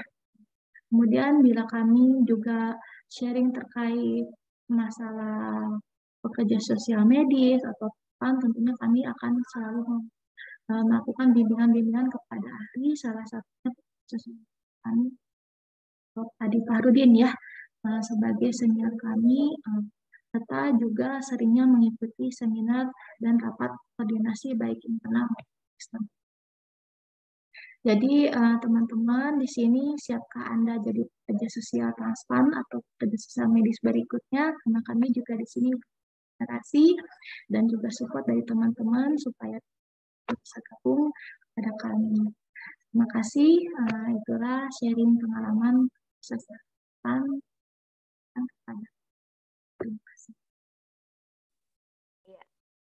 Baik. Terima kasih pemaparannya Ibu Hermita. Hadirin sekalian, tadi kita sudah mendengar bagaimana dua materi pekerjaan sosial geriatrik dan juga transplantasi dibedah gitu ya, walaupun dengan waktu singkat ini harusnya kita kalau betul-betul detail mudah-mudahan bisa diagendakan di sesi ke depan ya. Menarik sekali. Tadi dijelaskan bagaimana sih sebetulnya pelayanan dari pekerja sosial medis yang komprehensif dan juga holistik. Kaitannya adalah tadi Peksos Generalis, namun perbedaan pelayanannya adalah ada di pada sakit dan juga penyakit, lalu siapa yang menjadi sasarannya, siapakah lansiakah, atau remajakah, atau anakkah, ini juga terkait dengan bagaimana sih treatment yang diberikan oleh Peksos tentunya. Apalagi tadi disampaikan oleh kedua narasumber kita, ternyata rawatan di geriatrik dan juga di transplantasi ini juga sifatnya long term care juga gitu ya, perawatan dalam jangka panjang. Seperti itu. Oke, saya lihat sudah mulai banyak penanya yang masuk. Kita coba ulas satu persatu. Pertama adalah dari Irma Maharani, ada hadir dari SMK 28 Jakarta. Luar biasa ini teman-teman siswa sudah terlihat ya ketertarikannya terhadap Peksos Medis. Izin bertanya khususnya ini kepada Bapak Pandu. Bapak maaf izin bertanya bagaimana cara mencegah penyakit yang terjadi di lansia, yaitu darah tinggi, apakah penyakit tersebut bisa menyebabkan fatal atau kematian? Boleh kepada Bapak Pandu? Tentang hipertensi atau darah tinggi. Sebenarnya saya tidak berwenang untuk menjawab, sebenarnya yang berwenang menjawab tentang apa itu hipertensi, bagaimana penyebabnya dan sebagainya macamnya, pengobatannya, itu sebenarnya yang berwenang adalah dokter. Tapi sepengetahuan saya, hipertensi itu terjadi umumnya karena faktor keturunan. Yang pertama, dan yang kedua adalah gaya hidup yang tidak sehat, seperti merokok, minum alkohol, atau terlalu banyak garam dan sebagainya macamnya. Nah, terkait fatal atau tidaknya, hipertensi ini fatal ya, karena bisa menyebabkan kematian. Jadi hipertensi itu nanti bisa menyebabkan stroke, kematian, dan sebagainya macamnya. Dan stroke sendiri itu bisa stroke yang hemorragik dan non-hemorragik, atau pembuluh darahnya pecah atau hanya tersentuh. Nah, itu kalau yang tidak sampai kematian itu, kalau contohnya sampai stroke gitu ya, itu perawatannya akan panjang sekali, bisa berbulan-bulan bahkan bertahun. Jadi kalau dikatakan fatal atau tidak, sangat fatal. Begitu Ibu narasumber, Ibu moderator, saya kembalikan. Ya, baik. Terima kasih atas jawabannya. Selanjutnya ini ada pertanyaan dari Mas Edi Purnomo untuk Ibu Hermita. Ini saya tangkap ada 3 pertanyaan. Saya mungkin parafrase sedikit. Pertanyaan yang pertama adalah bagaimana jika di rumah sakit pada saat itu kondisinya lebih banyak resipien dibandingkan dengan pendonor. Itu yang pertama. Lalu yang kedua adalah tadi dikatakan bahwa biaya perawatan tidak sedikit. Lalu bagaimana apakah ada prioritas untuk menentukan siapa yang menjadi pasien untuk transplant terlebih dahulu, misalkan orang yang memang dia mampu. Itu yang kedua. Dan yang ketiga adalah kalau tidak salah pernah disampaikan bahwasannya di dalam rumah RSCM ini di mana si pasien harus sudah membawa resipien. Nah, seperti itu. Lalu kondisi seperti itu apakah nanti tidak akan memunculkan hal-hal yang bersifat komersial seperti penjualan organ tubuh atau seperti apa? Dipersilakan kepada Bu Hermita. Baik, pertanyaannya yang sangat bagus sekali. Satu-satu ya, saya akan coba jawab. Yang pertama, bagaimana jika lebih banyak resipien dibandingkan pendonor? Ini kan ada 3 jenis transplantasi ya yang sudah berjalan. Yang pertama untuk transplantasi kornea dulu ya. Kornea itu untuk ketersediaan pendonor itu dari kadaver atau orang meninggal. Jadi tentunya kami di sini bekerja sama dengan bank mata ya. Bank mata, kemudian untuk pasien transplantasi hati, biasanya yang menjadi calon donor karena dominan pasiennya adalah anak, biasanya orang tuanya, ya, tentunya dengan syarat-syarat salah satunya dengan golongan darah sama. ya entah itu ayah, ibu ataupun keluarga besar ya itu bisa. Nah, kemudian bagi pasien transplantasi ginjal, kebetulan saya memang sebelumnya di transplantasi hati, kemudian berpindah ke transplantasi ginjal, memang menjadi satu tantangan tersendiri ya, karena memang pasien transplantasi ginjal lebih dominan adalah dewasa dan juga ketersediaan donornya terbatas. Nah, yang menjadi donor di RSCM sebetulnya baik transplantasi hati maupun transplantasi ginjal itu bisa dari, yang kita utamakan adalah dari keluarga inti. Dari keluarga inti dulu, kemudian keluarga besar, jika dari kedua itu tidak ada, baru ke donor orang lain. Nah, untuk donor orang lain tentunya ada kita screening ya, atau nanti akan dikaji. Pengkajian untuk donor itu awalnya dilakukan oleh, sebutannya di kami ada tim advokasi. Tim advokasi yaitu tim yang khusus mengkaji kelayakan calon donor. Ya, dari termasuk motivasinya, kemudian tujuannya, kemudian dan kami di sini sebagai rumah sakit adalah penyelenggara transplant, hanya melakukan operasi saja, tidak boleh terlibat dan dilarang ikut campur terkait ketersediaan donor. Jadi memang tadi sudah disebutkan bahwa memang pasien jika mau transplant atau dinyatakan bisa transplant, itu resipien itu biasanya sudah datang dengan donornya atau harus mencari calon donornya. Ya, jadi RSCM atau pihak rumah sakit tidak boleh terlibat. Namun yang mengkaji kelayakan khusus donor adalah kewenangan tim advokasi. Nah, itu akan dilakukan serangkaian proses ya, karena syarat jadi calon donor yang pertama adalah tidak boleh sehat jasmani dan rohani, kemudian tidak boleh ada unsur paksaan, tekanan maupun jual beli. Itu yang paling singkat.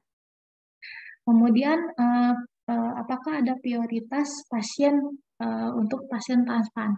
Pasien transplant itu sangat semakin tahun semakin bertambah ya jumlahnya. Nah, kemudian apakah ada prioritas? Nah, ini sebetulnya semua pasien yang mau transplant itu kita prioritaskan. Karena transplantasi di rumah sakit di RSCM merupakan program unggulan ya, unggulan. Jadi kami memang ekstra layanannya. Namun apakah ada prioritas yang mampu dan tidak mampu? Nah, biasanya kami di sini tetap memberikan layanan yang terbaik, tidak membedakan satu pasien yang mampu atau tidak yang mampu. Nah, tapi namun di sini biasanya pasien yang memiliki kelebihan dari ekonomi ya, dari segi ekonomi biasanya lebih memilih layanan di rumah sakit kencana. Ya, sedangkan yang pasien yang keterbatasan ekonomi biasanya lebih memilih ke layanan dengan jaminan kesehatan yaitu BPJS. Nah, di layanan BPJS itu biasanya ada waiting list, jadi daftar tunggunya agak lama. Ya, tapi kalau dari kami tim sendiri tidak ada memprioritaskan, oh ini yang kaya, ini yang nggak mampu. Nah, nggak ada. Kita semuanya rata akan memberikan layanan yang terbaik karena timnya pun sama. Cuman sarana dan prasarana saja yang membedakan sesuai dengan jaminan operasi yang akan dipilih oleh pasien tersebut. Kemudian ada lagi tadi pertanyaan yang selanjutnya yang belum dijawab, yang mana ya Bu? Untuk yang tadi komersil, kaitannya dengan komersil. Ya, tentunya jika calon donor yang tujuannya atau motivasinya untuk komersil, saya mau menjual ginjal nih karena butuh dana, saya mau jual ginjal nih untuk apa motivasinya ya, intinya tanda kutip bukan untuk unsur sukarela ataupun untuk unsur kemanusiaan, tentunya itu menjadi kajian tim advokasi. Ya, nah kami di sini hanya sebagai pekerja sosial melakukan asesmen awal, pengkajian awal. Nah, nanti hasil dari pengkajian itu akan kami rekomendasikan kepada tim. Ya, nah itu jadi dikaji bersama-sama. Nanti akan dirapatkan secara multi tim ya, kayak gitu. Nanti apakah pasien ini direkomendasikan atau Nah, jika direkomendasikan, maka akan lanjut ke proses tahapan berikutnya, yaitu tahapan operasi. Tapi namun kalau donornya, kata kutip motifnya lain, biasanya tidak direkomendasikan atau tidak layak menjadi calon donor. Itu mungkin. Iya, baik. Wah, lengkap sekali jawabannya dari Bu Hermita. Terima kasih. Baik, kita lanjutkan. Ini pertanyaan untuk Mas Pandu dari Mas Heru. Mas Pandu, apakah rehab pasien geriatri itu bisa dengan FGD? Lalu ini masih Mas Heru, kalau tidak salah ya. Satu lagi, sebentar. Saya baca tadi tambahannya. Kalau tidak salah tadi, iya, maaf itu untuk Bu Hermita. Dari Mas Heru adalah tadi di narsum yang kedua untuk menyebut pentahapan masalah psikologis yang terjadi dengan Elizabeth Kubler-Ross tadi. Saya boleh koreksi 5 tahapan tren psikologis. Oh, ini mungkin lebih kepada usulan ya Bu Hermita, ini bisa dibaca. Berarti boleh dijawab oleh Mas Pandu tadi terkait dengan FGD untuk lansia. Ya, terima kasih atas pertanyaannya Mbak Heru. FGD untuk lansia itu memungkinkan untuk dilakukan, Mbak Heru. Kebetulan di kami itu pasien geriatri dan pasien rehabilitasi medik itu aja. Maksudnya pasiennya tidak banyak terjadi perubahan, tidak terlalu banyak ganti-ganti gitu. Jadi pasien-pasien yang menua di geriatri atau menua di rehabilitasi medik itu bisa kita lakukan FGD karena pasien itu datang ke rumah sakit bukan untuk periksa. Itu yang mengejutkan. Datang ke rumah sakit bukan untuk terapi, tapi untuk mencari tenang. Karena kalau di rumah tidak ada anaknya, tidak ada yang menemani. Jadi pasien datang ke geriatri itu bukan cuma untuk periksa, tapi pasien geriatri juga untuk mencari tenang. Nah, di situ adalah kesempatan kita untuk melakukan FGD pada pasiennya sendiri, ya, bukan pada keluarganya. Nah, apa yang dibahas dalam FGD banyak sekali, itu kita bisa menggali sendiri permasalahannya yang muncul di dalam grupnya. Gitu. Jadi kita dalam FGD itu kita sudah membentuk 3 kelompok FGD dan itu masih berjalan, dan ya itu memang ada perubahan perilaku pada pasien, perubahan persepsi dan sebagainya, termasuk penerimaan terhadap penuaan. Itu yang terjadi ketika pasien-pasien geriatri kita lakukan FGD dengan tanda kutip bahwa pasien geriatri ini bukan pasien yang dilakukan FGD, bukan pasien-pasien yang dengan total care, ya. Jadi pasien-pasien ini masih mandiri melakukan aktivitasnya sehari-hari. Itu mungkin ada yang kalau belum jelas bisa ditanyakan kembali Pak Heru. Ya, gitu. Ya, baik. Ini ada 2 pertanyaan lagi dari Abi Ryan, komunitas penikmat literasi. Ini sudah pertanyaannya adalah bagaimana menyikapi fenomena pasien yang mempunyai dual diagnosis. Di satu sisi dia ODGJ, namun di satu lain dia pasien yang harus menjalankan transplantasi segera. Seperti itu tadi mungkin di materi dibahas tentang kesehatan mental pasien. Itu lalu selanjutnya adalah bagaimana pembagian tugas dan peran peksos medis dan psikolog dalam menangani pasien yang memiliki tanda-tanda gangguan psikososial saat dirawat di rumah sakit.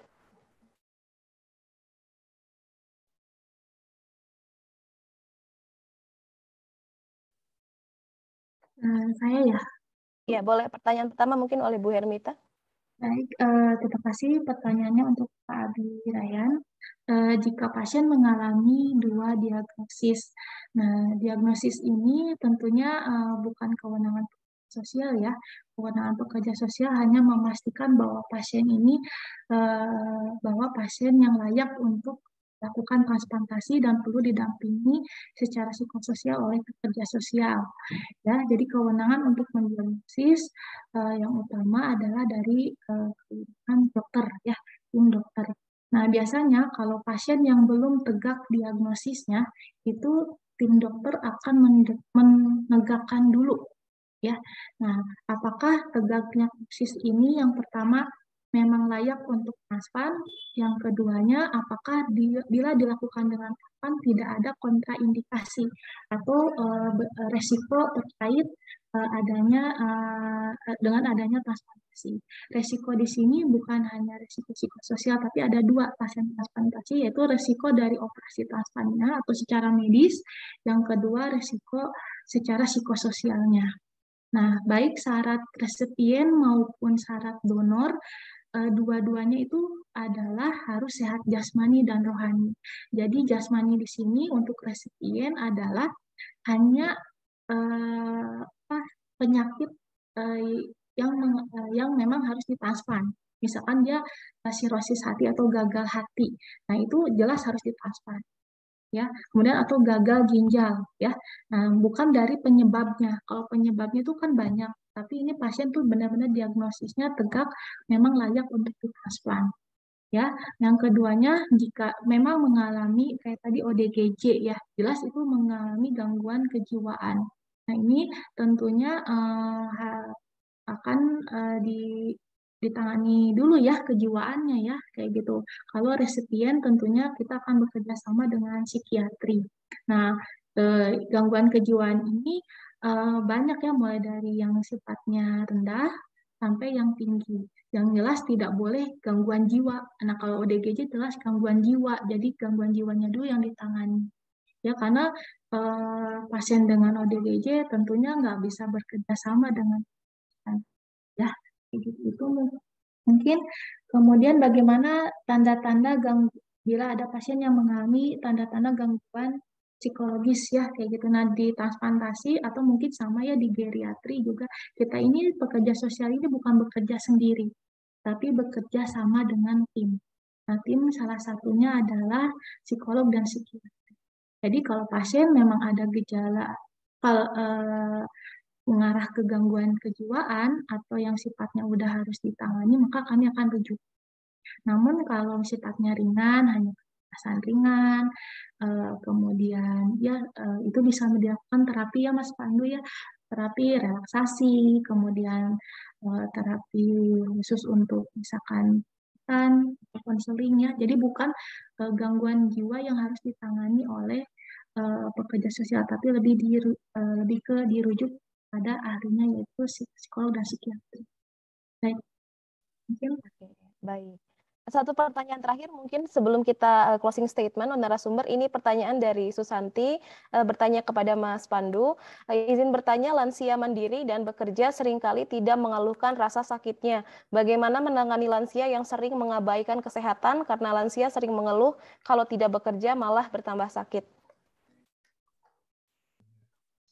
Ya, terima kasih atas pertanyaan. Ini pertanyaan yang juga membingungkan saya karena begini, lansia itu memang sebagian besar lansia itu merasa satu, tidak ingin merepotkan keluarganya dengan mengeluh. Yang kedua, saat lansia ini benar-benar rasa sakit baru mereka akan mengeluh. Jadi bagaimana cara melakukan memotivasi lansia agar mengeluhkan sesuatu terhadap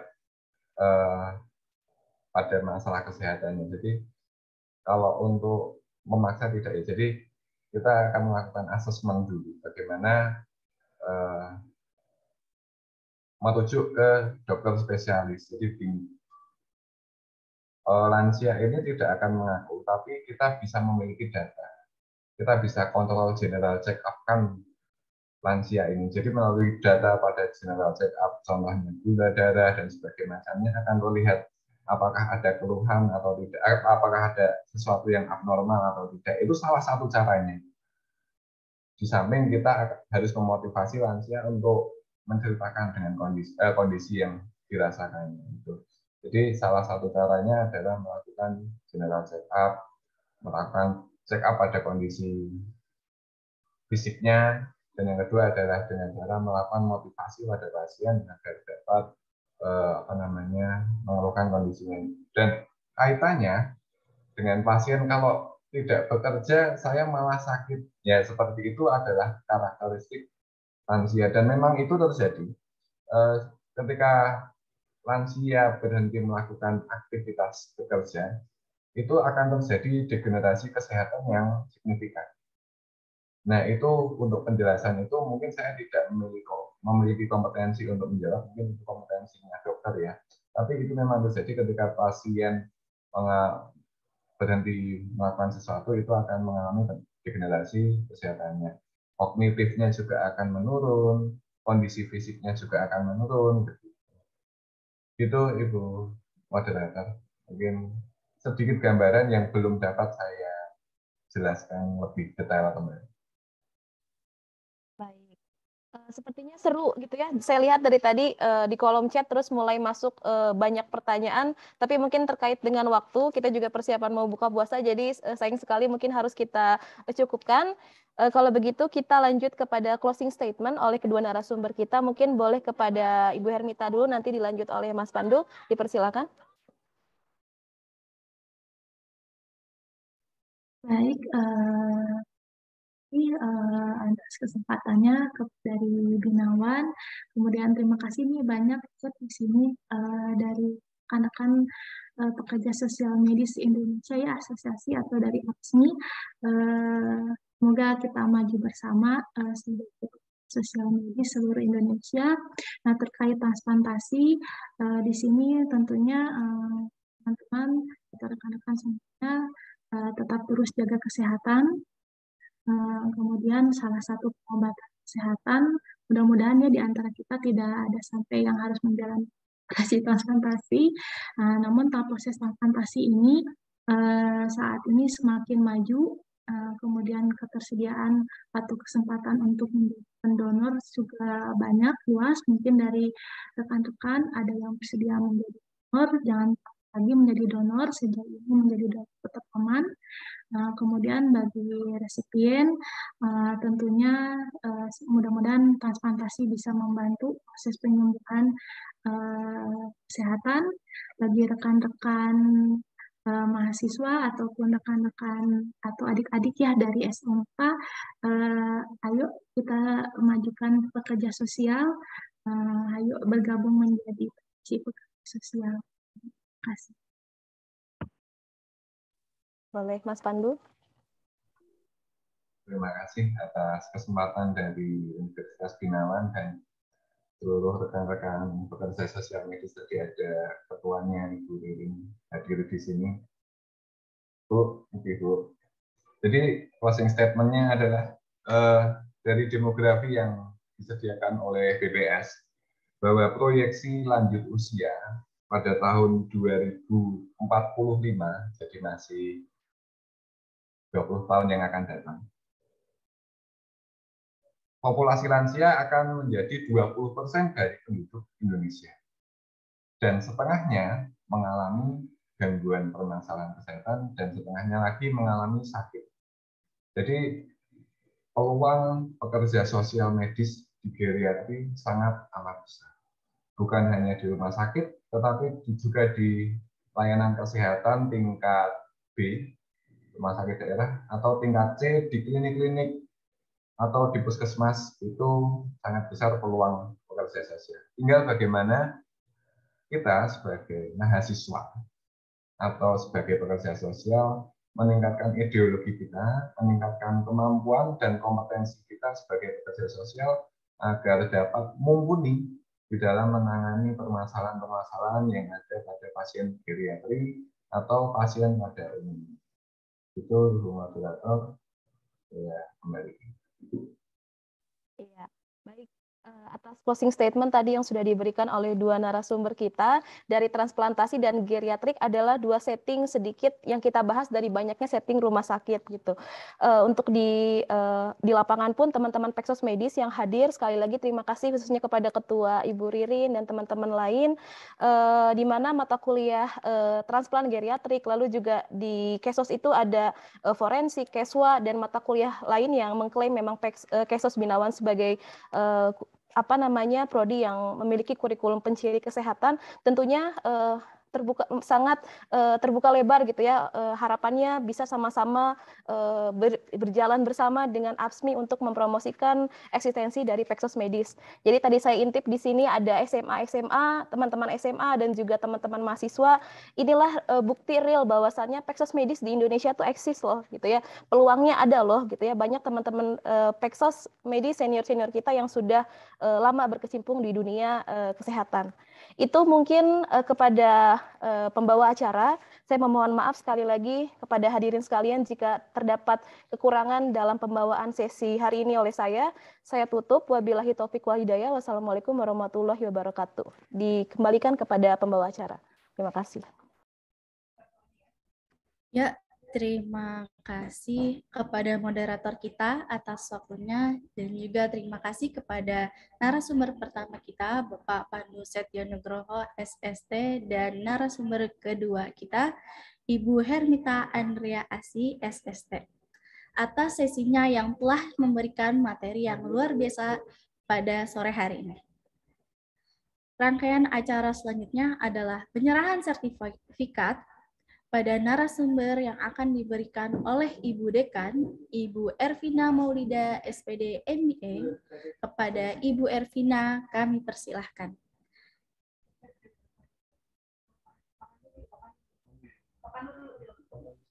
Baik, terima kasih banyak Ananda atas kesempatannya. Mungkin untuk panitia boleh di-share screen sertifikatnya.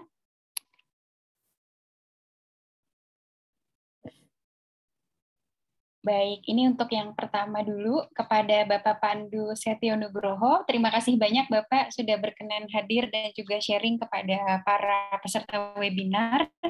Semoga di lain kesempatan kita bisa bertemu langsung ya Pak secara luring gitu ya di kampus Binawan. Kami sambut dengan baik. Insya Allah kalau misalnya Bapak mau sharing lagi dengan teman-teman di Prodi Kesejahteraan Sosial. Mohon diterima ya Bapak secara virtual. Terima kasih banyak. Ibu mohon maaf untuk pengambilan gambar. Oke. Saya ambil aba-aba. Oh ya, baik. 1, 2, 3. Baik Ibu, terima kasih. Sama-sama. Ibu Ervina, dilanjut kepada narasumber kedua, Ibu Hermita.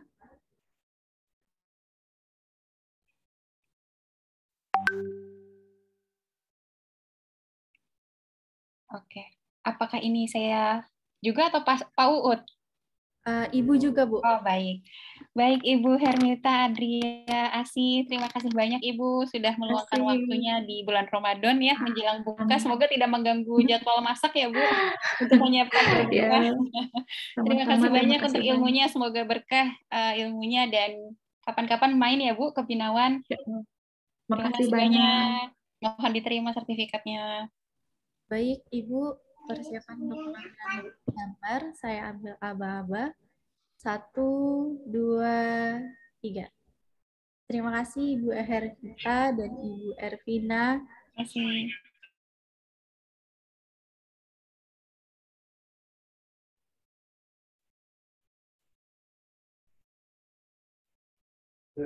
Baik, selanjutnya penyerahan sertifikat pada moderator yang akan diberikan oleh Bapak Uut Hanafi Rohman, SST, SPPSB.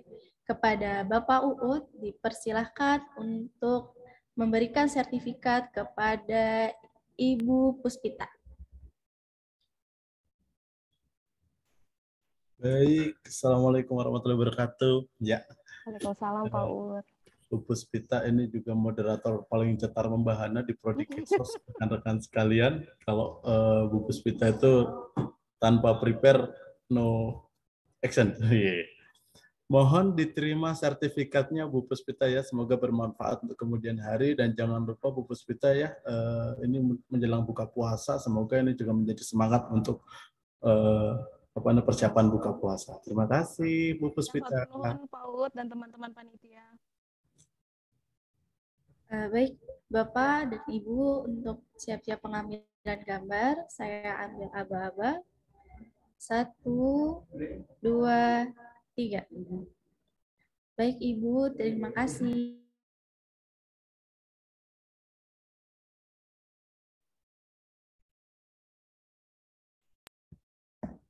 Selanjutnya adalah sesi yang paling ditunggu-tunggu, yakni pengumuman pemenang giveaway bagi peserta terbaik yang sudah memberikan opini dan pertanyaan terkait pemaparan materi yang telah disampaikan oleh dua narasumber kita di kolom chat. Pemenang pertama adalah Mas Heru dari DPD IPSSPI Jawa Tengah.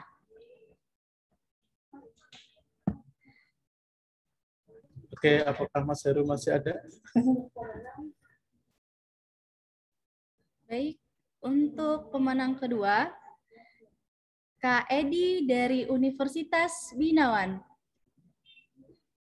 Dan untuk pemenang terakhir, dimenangkan oleh Kak Abi Ryan dari Komunitas Penikmat Literasi.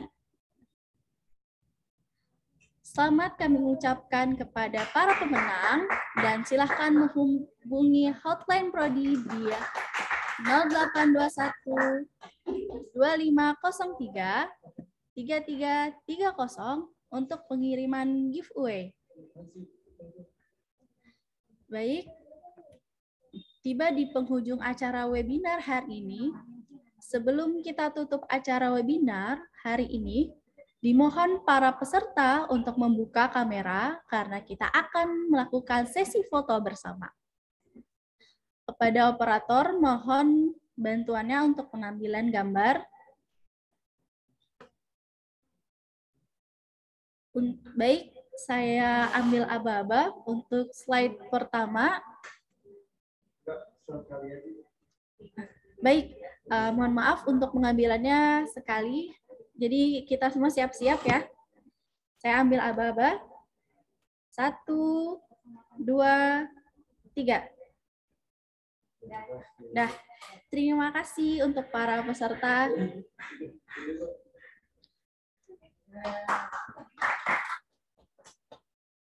Baiklah, mari kita tutup seluruh rangkaian acara Webinar Welfare to the Future Series 8 dengan tema Social Work in Hospital Setting Webinar Series hari ini. Saya selaku pembawa acara memohon maaf jika ada kata yang kurang berkenan. Sekali lagi kami ucapkan terima kasih kepada seluruh peserta yang sudah hadir pada acara hari ini.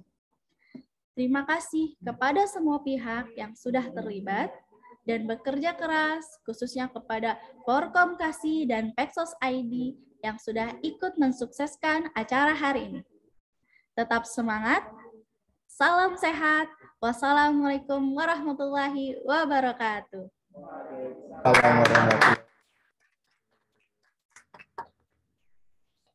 Terima kasih Bu Ervina, terima kasih rekan-rekan yang sudah hadir. Iya, terima kasih banyak Bapak Ibu semuanya. Terima kasih Bu Hermita dan juga Pak Pandu. Terima kasih semuanya. Izin pamit ya Bapak Ibu. Ya, Mas Pandu senang perjalanan pulang ke Solotugo. Izin ya Pak U. Nggih, monggo. Izin Pak. Bu Hermita, makasih. Ya, terima kasih Pak. Izin, Wek.